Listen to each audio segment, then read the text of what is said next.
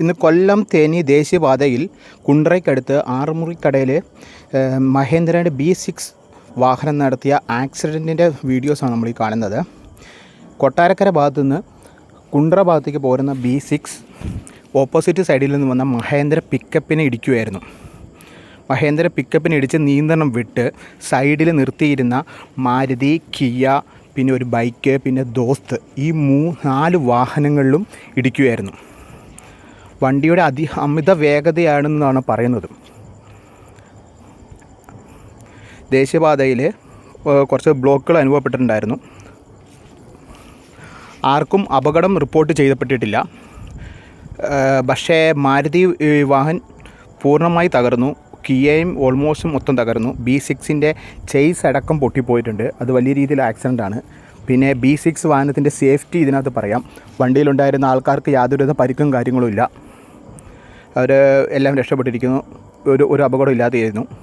പക്ഷേ B6ൻ്റെ പവറും ഇതെല്ലാം വെച്ച് നോക്കുമ്പോൾ വാഹനങ്ങളൊക്കെ നല്ല രീതിയിൽ ഇടിച്ചു.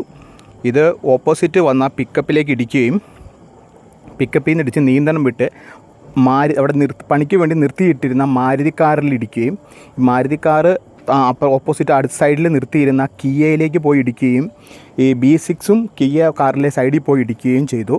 എന്നിട്ടും നിൽക്കാതെ വണ്ടി മുന്നോട്ട് പോയി അവിടെ നിർത്തിയിട്ടിരുന്ന ദോസ്തിൽ ഇടിച്ചിട്ടാണ് നിന്നത്. ഈ ആക്സിഡൻറ്റ് നടക്കുന്നതിൻ്റെ തൊട്ടടുത്ത് തന്നെ നമ്മുടെ കാറിൻ്റെയൊക്കെ മെയിൻ്റനൻസ് നടത്തുന്ന ഷോപ്പ് ഉണ്ടായിരുന്നു. ആ ഷോപ്പിൽ വാഹനങ്ങളോട് ചേർന്നാണ് ഈ B6 പോയത്.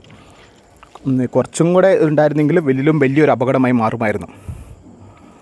വാഹനങ്ങൾ പൂർണ്ണമായും തകർന്നു. സ്ഥലത്ത് MVDൻ്റെ വാഹനങ്ങളും കാര്യങ്ങളെല്ലാം എത്തിയിട്ടുണ്ട്. MVD ഉദ്യോഗസ്ഥർ മൊത്തം ഇൻസ്പെക്ഷൻ കാര്യങ്ങളും ചെയ്യുകയാണ്.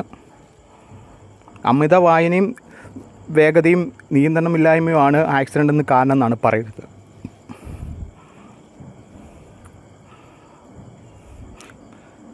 ആ സൈഡിൽ നിർത്തിയിട്ടാണ് B6. ഇത് കിയയും ഇത് മാരുതിയാണ്. മാരുതിനെ മൊത്തം പൊളിഞ്ഞു പോയി. ഇത് കിയേൻ്റെ പാർട്സൊക്കെയാണ് കാണുന്നത്. കിയ അവിടെ സാധനം മേടിക്കാൻ വന്നൊരു വ്യക്തിൻ്റെ ആയിരുന്നു. മാരുതി ഓൾറെഡി അവിടെ കംപ്ലൈൻ്റ് ആയിട്ട് നിർത്തിയിട്ട വാഹനമായിരുന്നു. പക്ഷേ കിയ അവിടെ വന്ന വ്യക്തിൻ്റെ ആയിരുന്നു. പുള്ളിക്കാരൻ അവിടെ നിന്ന് ഇറങ്ങിപ്പോയിട്ടുണ്ടായിരുന്നുള്ളൂ. ഇതിൻ്റെ ഇടയ്ക്ക് ഒരു ബൈക്കും പെട്ടിട്ടുണ്ടായിരുന്നു, ഒരു സ്കൂട്ടി പെട്ടിട്ടുണ്ടായിരുന്നു. അതും ഏകദേശം പോയി. പക്ഷേ വലിയ കുഴപ്പമില്ല.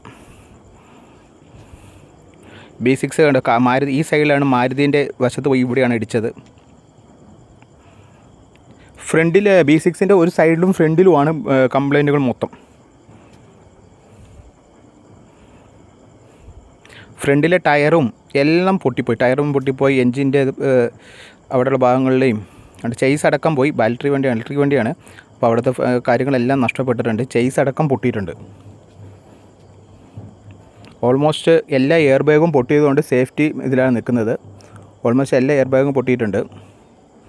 ഇതാണ് പിക്കപ്പ്. ഈ പിക്കപ്പിൻ്റെ ഫ്രണ്ട് വശത്താണ് ഇടിച്ചത്. പിക്കപ്പിൻ്റെ വലിയ കുഴപ്പമില്ല. എന്നാലും പിക്കപ്പിൻ്റെ ഫ്രണ്ട് വശം മൊത്തം പോയിട്ടുണ്ട്. എന്നാലും വലിയ കുഴപ്പമില്ലാത്ത രീതിയിലാണ്.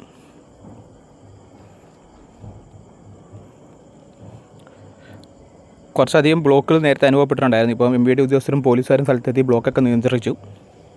പിന്നെ വാഹനങ്ങളെല്ലാം സൈഡിലായതുകൊണ്ട് വലിയ പ്രശ്നങ്ങളും കാര്യമില്ല. ഓപ്പോസിറ്റ് അധികം വാഹനങ്ങൾ വരാത്തതുകൊണ്ട് രക്ഷപ്പെട്ടു.